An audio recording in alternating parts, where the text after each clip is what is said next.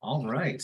Hello, and thank you for joining our webinar, Reclaiming the Spotlight, Owning Your Owner's Videos. I'd like to start by introducing our panelists. I'm Nick, I'll be your host. With me today, I've got James Henry and Amy Simonelli. James, do you want to start by giving us a quick intro? Yeah, nice to meet everybody. Thanks for including me, guys. I'm James Henry. I'm a lead producer at Rivian. I have I don't know, about 16, 17 years experience in content production on a vendor side, and then, most recently with inside of a brand. Awesome. Welcome. Thank you. Amy, how about yourself? Hi, I'm Amy, and I am Creative Director of Integrated Creative Services at Tweddle Group. And we primarily create owners' information videos for consumers. Most of our work is automotive at this point.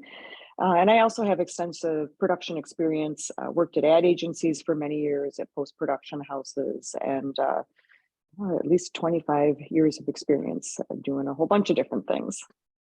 Awesome. Well, thank you. Thank you both for taking the time to chat about the video today. I appreciate it. Just to set the stage a little bit here, I think at this point, by 2022, it's no longer really a question of whether video is important to your brand or valuable to your customer satisfaction. I think that's a given at this point. And there's literally video on everything at this point. So what really matters now is the spotlight on your video. Who's shining it? Is it shining bright enough? And we're going to get into the details of all that here in a moment. We're going to start with our first question for our panelists. So who is representing your video? I'm sorry, who is representing your company or product in video post-sale? All right, because if it's not you, somebody else will gladly do it for you, and then you lose control of the narrative. So Amy, let's start with you. What are your thoughts on this question?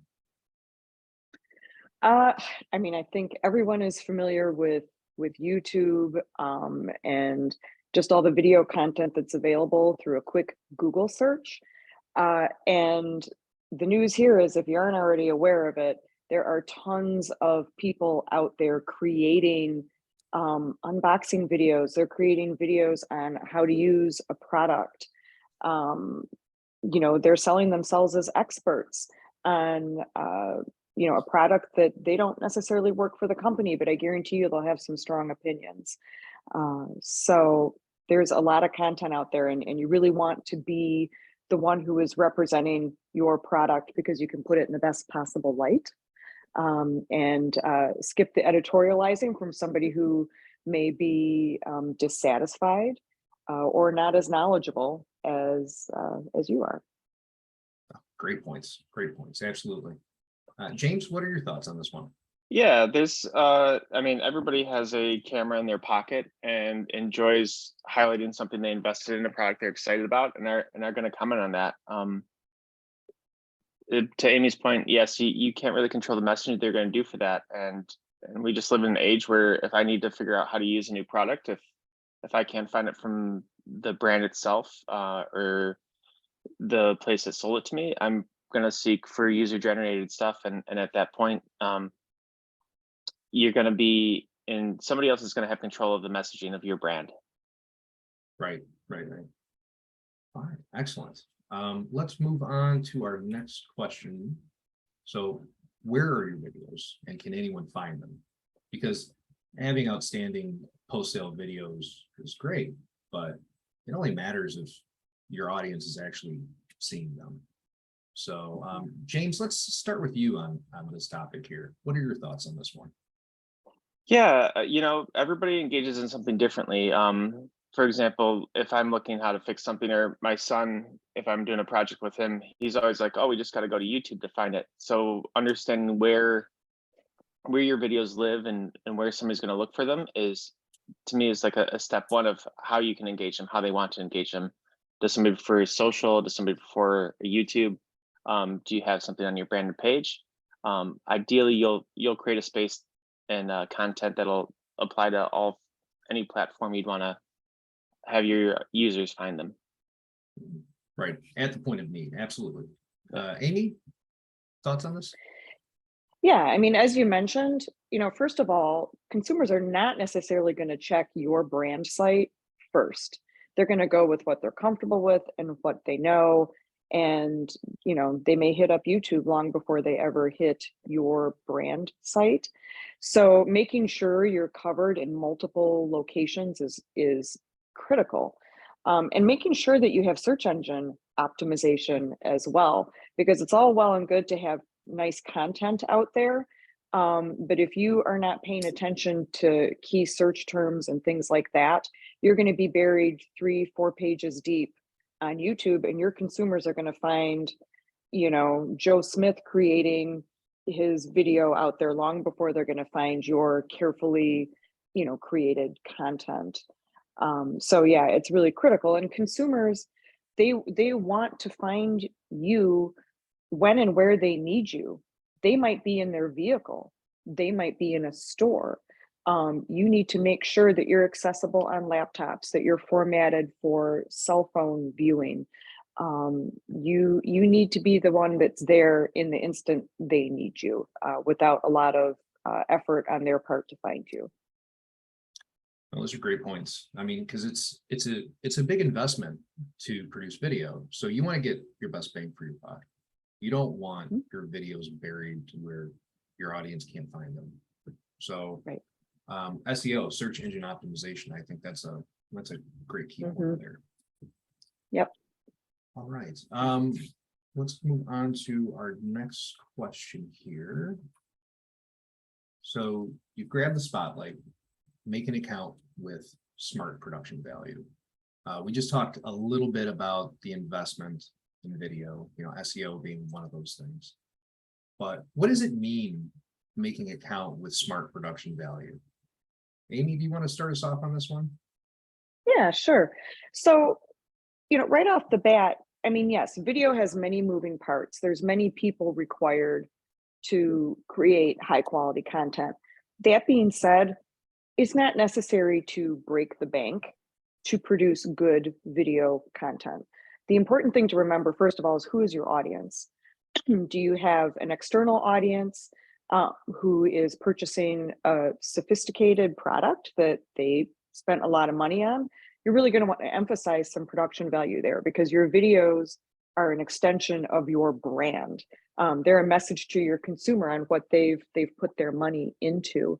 But perhaps you have an internal facing video that is more of training for internal folks or technicians or things like that.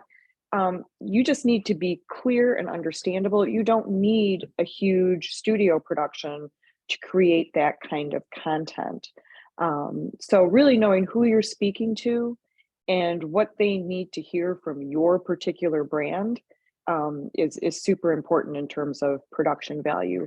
But most good production companies are going to be able to find a way to create content for you that works both for your consumers and for your budget. No, great points. Great points. James, what are your Yeah. thoughts on smart production value? Yeah, to add to Amy's statement is, like, what are you trying to communicate to? Who's your audience is a key thing. And once you kind of have that sharp point of what you're trying to communicate, find a partner to help you create those videos that are going to be a higher quality than what they're used to seeing from the user generated content, and differentiating your brand from just the public content that's being created out there, is shows the value of what their investment is of that product.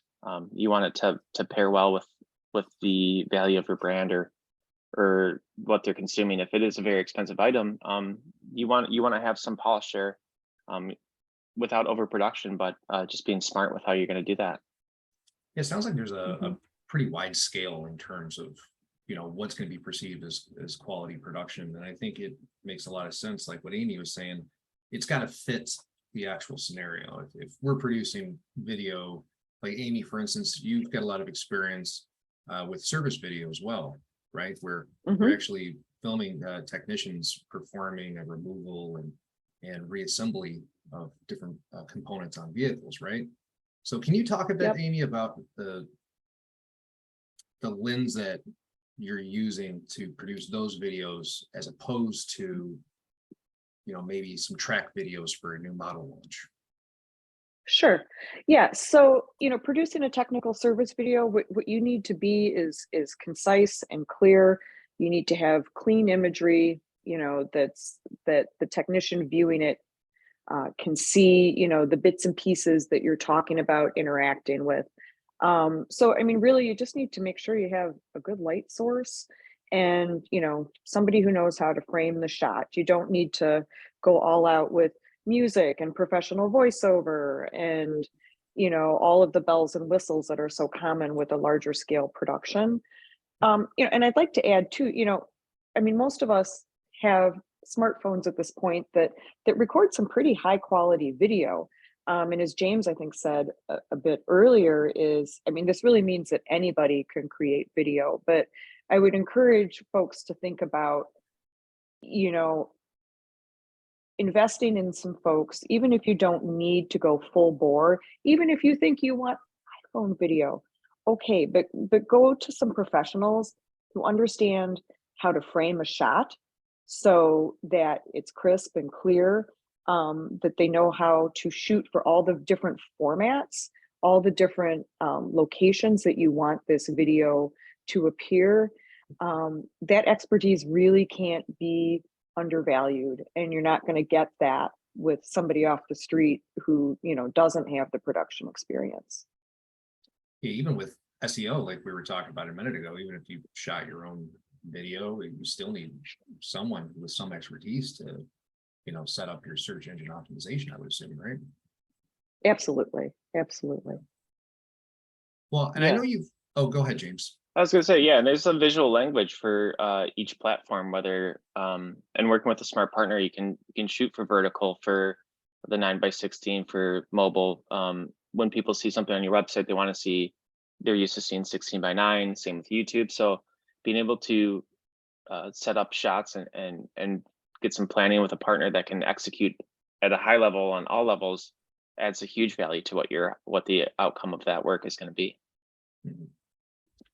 When you both worked at agencies in the past, right? If I guess question to you, James, if you were in a position to help guide somebody on, contracting an agency or finding a partner to help them with video, what advice would you give them?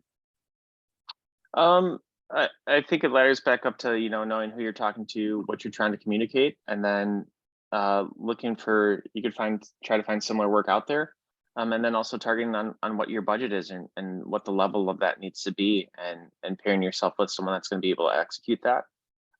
Netting out, meeting with a couple people to figure out who's going to really speak to that, who's going to understand you, who's going to come at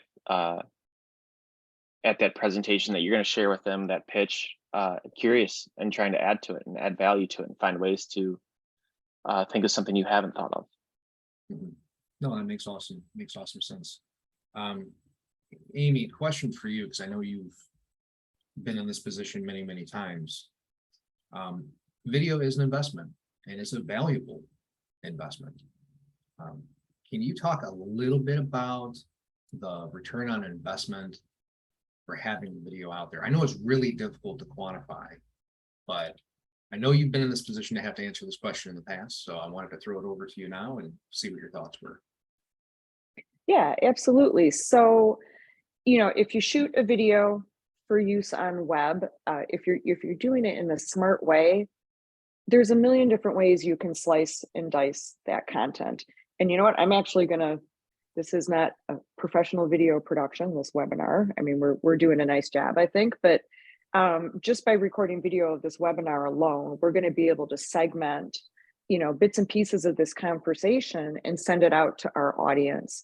So this small investment, in recording this, we're going to be able to leverage this content over and over and over again in multiple ways. And savvy owner's information video, savvy, technical content can be utilized in that way. You can do things like anchor tagging so that, perhaps you have a 2 or 3 minute video, your consumer is only interested in discovering about one aspect of what you're discussing. If you do anchor tags wisely, they can zap right to that particular piece of the video and get exactly what they need. You know, you can segment things out. So there's a lot of different ways that you can, you know, get longevity out of a piece. And as we were talking about earlier, if you're creating it smart, you know, it's going to be formatted for a million different use cases. And I, you know, I don't know if James has some more thoughts on that, because I know he does a lot with that stuff as well. Yeah, I think, you know, if you invest in that, you'll see it with your consumers sharing that on their Reddit threads or wherever else, and hopefully putting it out there and saying, hey, this is a problem that they helped me solve. And then at that point, there's a conversation being had amongst your consumers. That's just taking this content that you've already thoughtfully created and put out there, and then it's going to go even further. You've got a chance to have your consumers elevate or share out what you've already done, in addition to having people come to you too. Yeah, excellent point. Yeah, that makes a ton of sense. Makes a ton of sense. All right, well, I think we've covered that topic fairly well here. That is it for today, folks. We appreciate you guys joining. Watch out for a recording of the webinar coming to your email here shortly. And come check us out. Check us out on LinkedIn. Check us out on Facebook. Feel free to reach out to either Amy or James on any social platforms. And if you want to continue the conversation, please do. The only thing that we ask is, you know, if you found value in this quick discussion, you know, please share it with one other person. And I just like to end by thanking you, Amy and James, for taking the time today. Appreciate it. Yep, you're welcome. Yeah, welcome. Thank you, guys.